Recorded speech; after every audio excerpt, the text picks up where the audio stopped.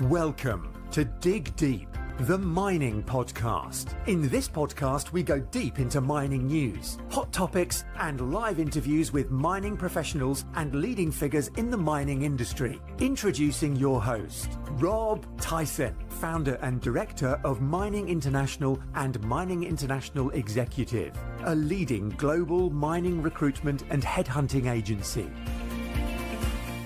Hi, mining community. Welcome back to another episode of the Dig Deep, the mining podcast. And today's guest is Oliver Friesen, who's the CEO of Guardian Metal Resources, a UK-based company focused on critical and precious metals exploration and development, which owns the Flagship Pilot Mountain project in Nevada, which is believed to host the largest undeveloped tungsten deposit on American soil.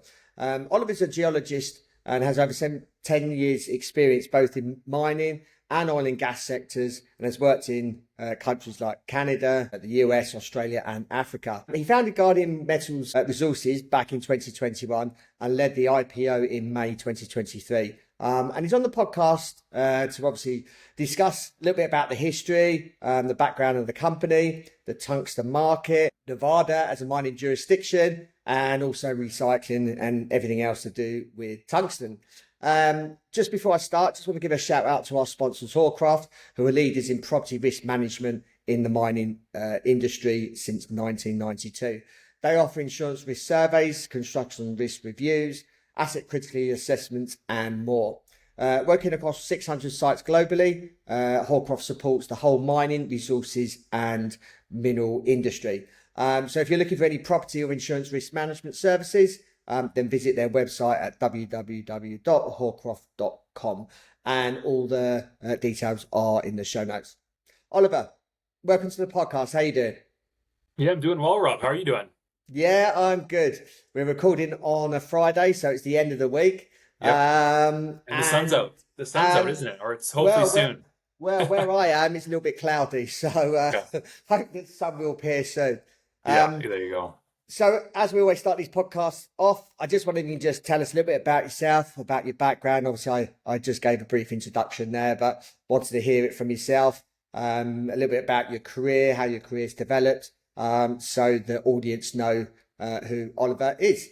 Yeah, well, you gave a good kind of overview, touched on most of the highlights there. So yeah, Oliver Friesen, CEO of Guardian Metal Resources.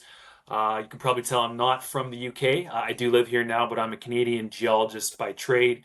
Spent the first about 13 years of my career, really boots on the ground, running drill programs, pushing projects to PEA stage, managing exploration and understanding kind of the ins and outs and the nuts and bolts of running effective and cost-efficient exploration campaigns for publicly listed companies.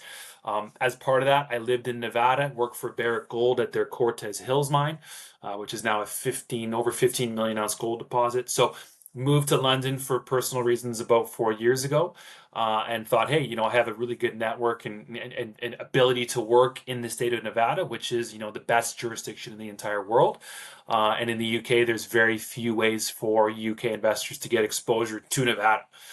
So I thought, hey, let's kind of pair it all up together, and it's kind of come full circle now, being the CEO of Guardian, with our focus in the state of Nevada, and lots of exciting things going on in Nevada, but also in the US in the critical metal space. So Guardian is positioned very nicely right now. Yeah. So I just wanted you to just tell us a little bit, or a snapshot of Guardian Metals Resources, so our audience knows a little bit about the company and the history of the company. Yeah, so our focus is tungsten.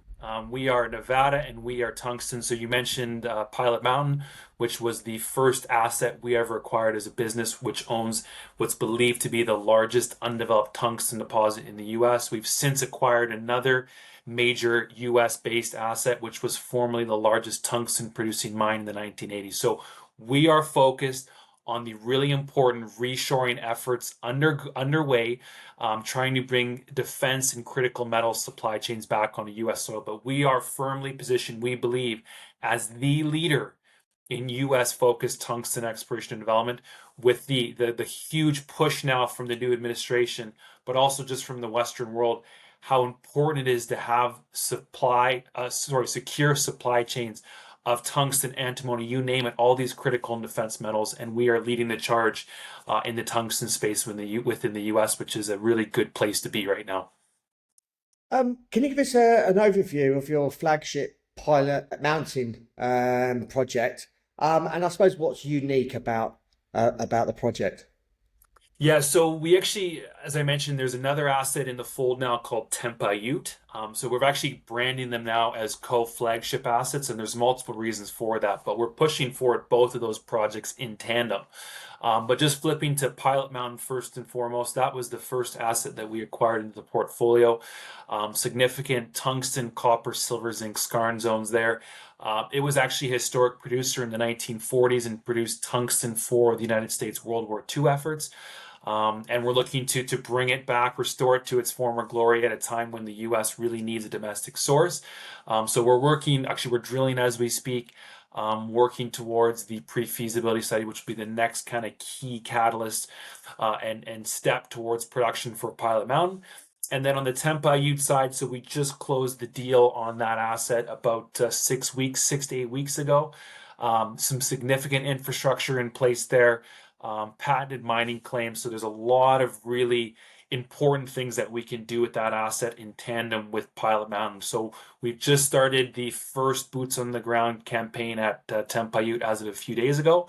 And there'll be a lot more news flow covering how we're going to move that asset forward alongside Pilot Mountain.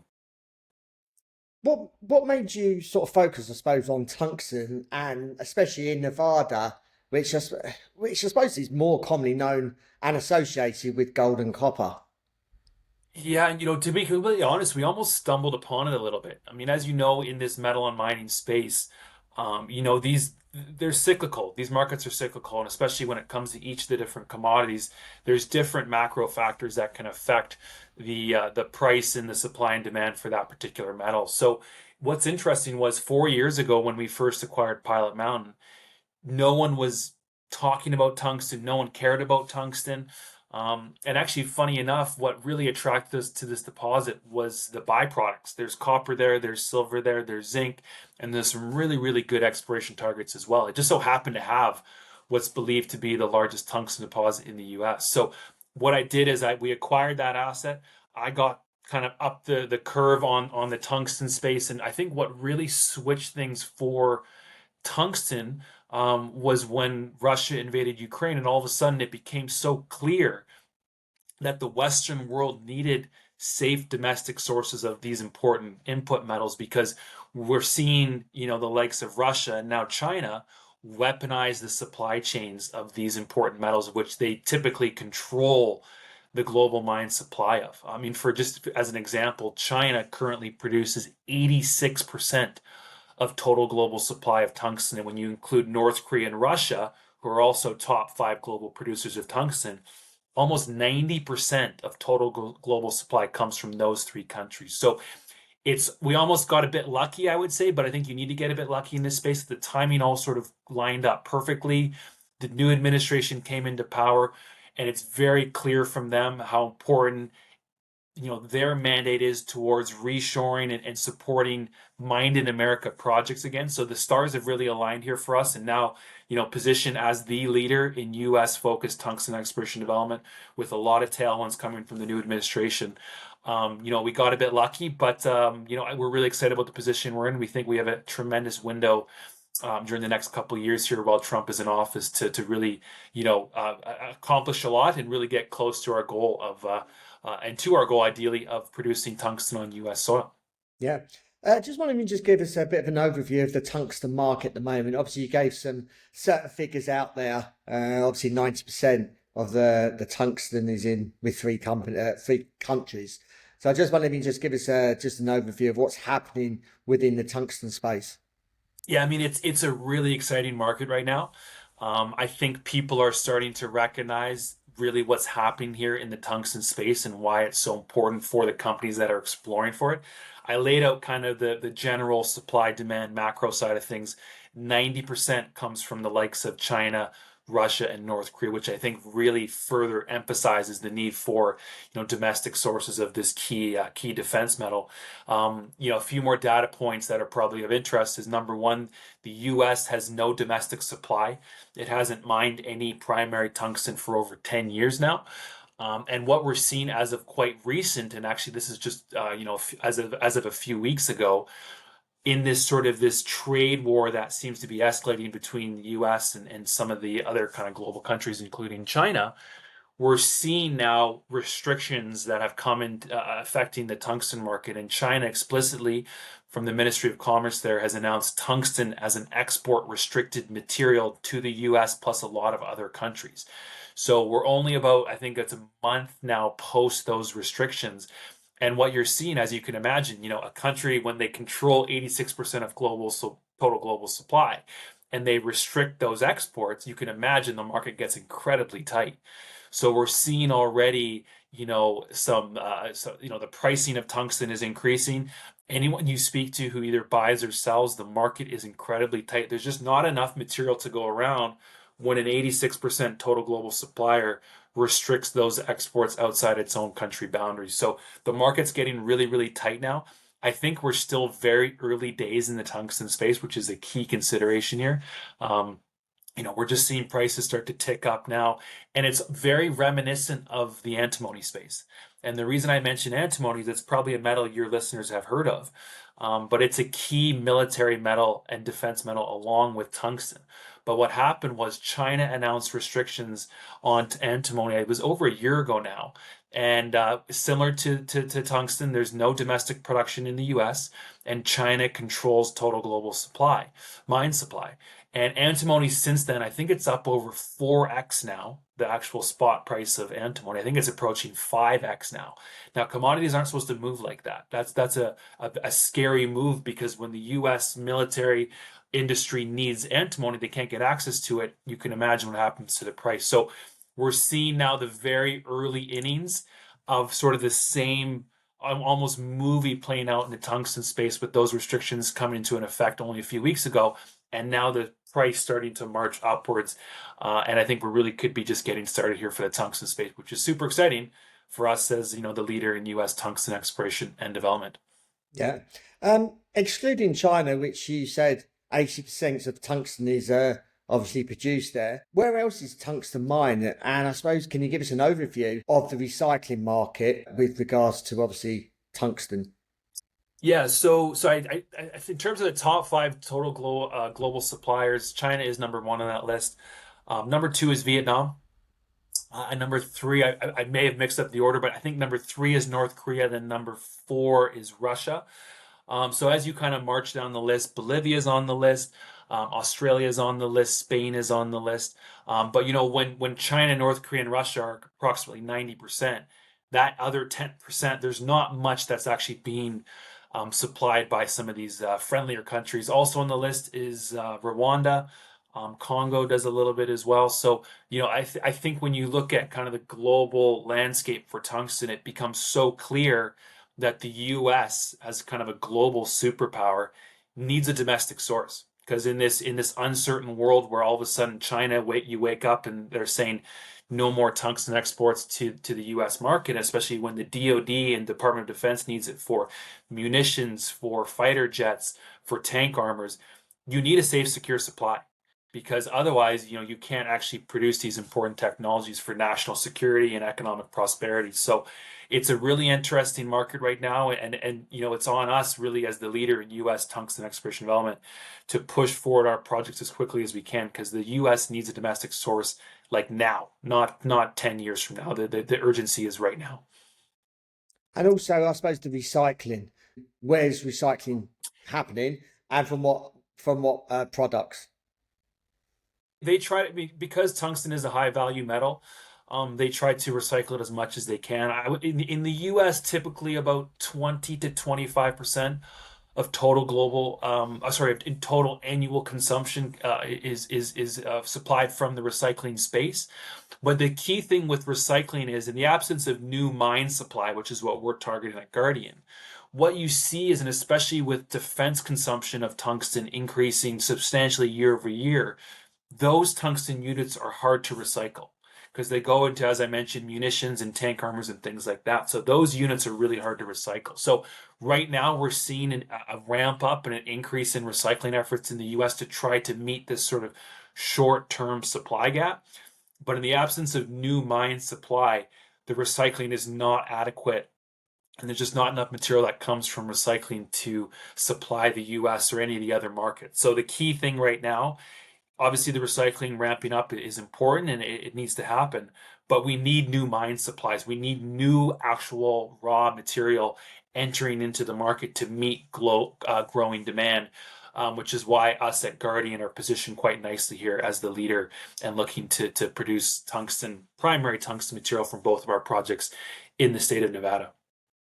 Given the volatility of the global markets, how does Guardian Metal Resources manage risks in supply chains and production?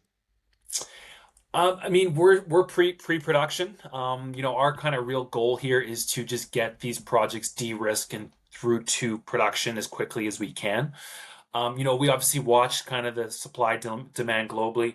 We have an LOI offtake signed with the largest tungsten processing company on U.S. soil. So when we are in a position to start producing, we have a place for that product to go. So we're focused really on the task at hand, which is getting these projects moved forward as quickly as we can. We know, regardless of what happens globally, the U.S. needs a domestic source. Obviously we're encouraged by what we're seeing in the kind of the global tungsten markets. It bodes well for our projects and our company. We're also seeing, just on the flip side, we talked about restrictions out of China, but I think another consideration here is with the new administration and the tariffs that are being put in place, and including imports of tungsten from China. Currently, there's a 25% tariff in effect, and I believe as of April 2nd, so a few days from now, that will increase to 45%. So once again, pointing to the need for a domestic source, because that gets you around any tariff or export restriction issues. We're watching the global market closely. We're very encouraged by the tightness and by the increase in pricing, which supports the economics of our projects. But our main focus here is on getting these projects de-risked, moving them forward, get the engineering steps done, and then to a construction decision. What would you say the main drivers are for obviously tungsten today? Obviously, you mentioned defense. I just wonder if there was any other drivers. Yeah, and that's one of the reasons why we love tungsten is defense, I would say right now is really driving shorter term demand. But if you look at the kind of the pie chart of what tungsten is used for globally, defense is only about 10%. So it's a really unique metal, Rob, because has the highest melting point of any metal on the planet, and it's also the third most dense metal. So it has really, really unique physical properties that make it almost irreplaceable in a lot of modern technology. So I did mention aerospace. Because of that density, a small cube of tungsten, can weigh 30, 40, 50 pounds. So it's used as a counterweight in both military aerospace, but also, Boeing or any kind of major commercial airliner will have tungsten counterweights located strategically throughout that aircraft. It's used in the engines because it's of that really high melting point. Aerospace engines that are operating at really, really high temperatures require tungsten carbides and alloys to actually be resistant enough to that very high temperature environment. It's used as a carbide, so all drilling bits in the mining and oil and gas space use tungsten. On the more high tech side, it's used for cutting tools. So if you look at wind farms, solar, all the pieces and all the componentry that requires high tech and really precise cutting, it's all used with tungsten. Data centers use tungsten. Nuclear fusion requires a tremendous amount of tungsten for that inner wall. So it's a very high tech metal. We're seeing annual growth across a variety of different sectors, and green technologies increase quite considerably. And obviously, the main core driver right now is defense. It's national security. It's used in munitions. So because of that density, once again, you look at armor-piercing, small, medium caliber ammunitions, ballistics. That shell and the casing is often made out of tungsten, which is why the DoD in the U.S. and a lot of the producers of these munitions require a tremendous amount for kind of production of key munitions for global kind of peacekeeping and efforts and things like that. So it's defense, but it's a lot more than just defense, and it's one of the reasons why we're so bullish on this metal going forward. Yeah. As the CEO, what do you believe is the sort of biggest challenge and obviously opportunity in the metal resources industry today? Yeah, I mean, honestly, on the tungsten side, I think it's just the educational factor. really trying to get the importance of this metal to the market. 3 years ago, 4 years ago, like I said, even when we acquired this project, I knew nothing about tungsten. I'm a geologist who's worked in mining my whole career, and I'm well aware of tungsten, or sorry, copper, silver, zinc, gold, you name it. Those are metals I've come across and know them quite intimately. But I had to get up to speed on tungsten quite quickly. And now it's my job to try to get this exact story out to the masses. Because every call that I'm on, Rob, I always start with how much do you know about Guardian and how much do you know about tungsten? And I would say 98% of people I'm speaking with say, you know what, to start from scratch. I don't really know anything about tungsten, which is totally understandable, but it's such a high value metal. The market's a lot bigger than I think people realize, but because it is historically been controlled by China, we just don't hear much about it in the Western world. But what's made our job a lot easier is the antimony space, the price going from X to 5X in a short period of time on the back of restrictions out of China. I can point to that blueprint and say, hey, you've seen the antimony space. You've seen what the underlying equities in the antimony market did, specifically US focused names, the likes of Perpetua Resources, which have grown tremendously with this move in antimony, and say, hey, that's a key defense metal. It's got very similar hallmarks to the tungsten space. And now we're seeing the exact same things play out, which is China announces a restriction, the price starts to move upwards, and then people really wake up. So I think it's just trying to make sure that people understand the tungsten space. And as they do, I think they start to gravitate towards names like Guardian Metal, who have positioned ourselves, 4.5 years ago for what's happening now, which is super exciting. Yeah. Yourself coming from Canada, your project is in the US. What your thoughts, obviously, on the new administration, Trump coming in? What's it mean? I suppose what's it mean for the mining industry, and I suppose more so in the North American market? Yeah, I think the key for us has been it needs to be in the US. And we're seeing a lot of investors pick up on this. I mean, there's tariffs in effect now on Canada, and a lot of other kind of close knit countries to the US. So I think what we're seeing is that there's a huge push to support domestic in the US. Once again, mined in America, made in America. Those are kind of two of the key slogans that we're hearing a lot. So we're hearing a lot of investors that we speak to, and especially in the US, they're going, we're interested in critical metals because we hear about it almost every day now on CNN and Fox and you name it. I mean, it's critical metals is such an important global narrative right now. But more importantly, is they're looking for opportunities on US soil. Because as we've seen with these executive orders that have come out, the tailwinds that are being discussed here are designed specifically for US based projects, mines in America.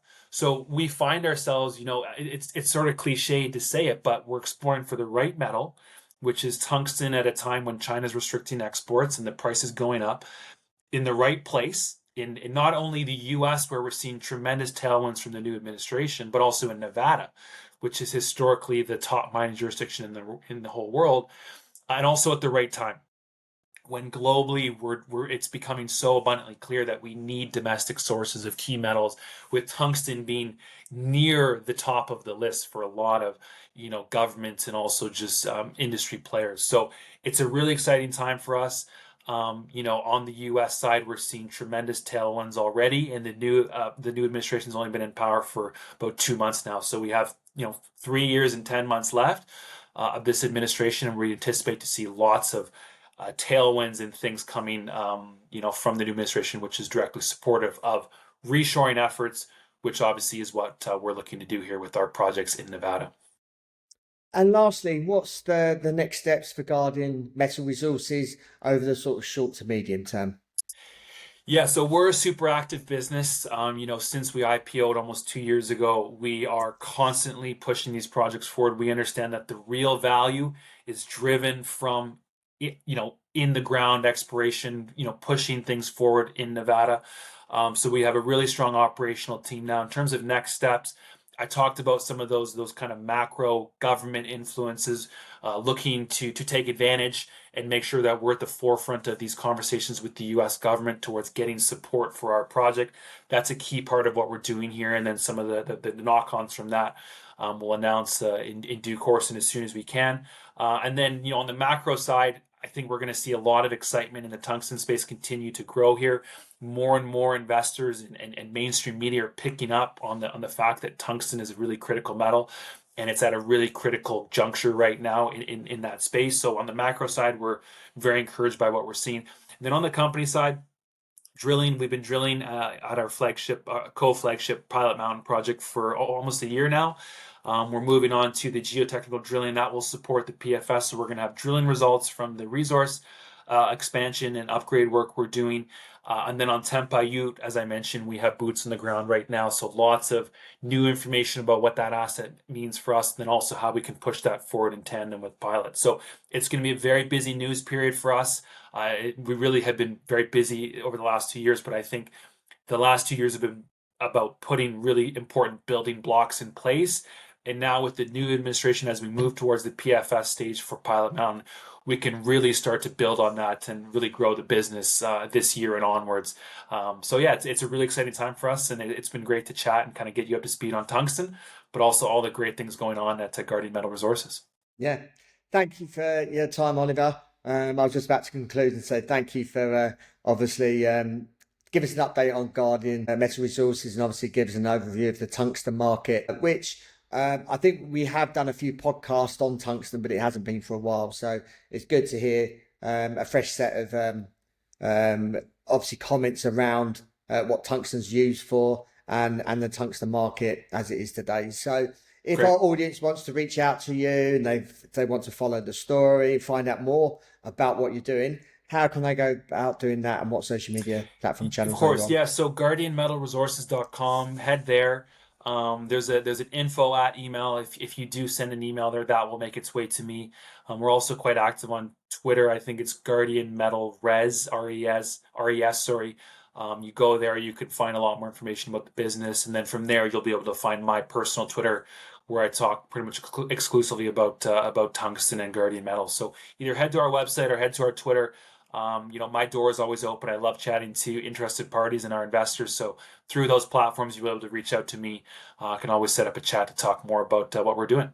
Yeah, great to hear. And all those will be included in the show notes of the company's podcast. So, Oliver, wish you all the well for the remainder of the year. Perhaps you want to come on next year and give us an update on your progress during 2025. Let's do it. Absolutely. Appreciate it. Yeah, no worries. Thank you for listening. Hope you enjoyed that episode. Appreciate your continued support. As always, please keep sharing these episodes far and wide. This is a topic, tungsten is needed for obviously many things that Oliver's just mentioned. So please get this episode out to more and more people, people obviously within our industry, but people outside of our industry, as I always say. So thank you again for listening. And until next time, happy mining. Thank you for listening. Remember to reach out to Rob via the show notes, and be sure to subscribe and leave a review. Until next time, happy mining, helping each other to improve the mining industry.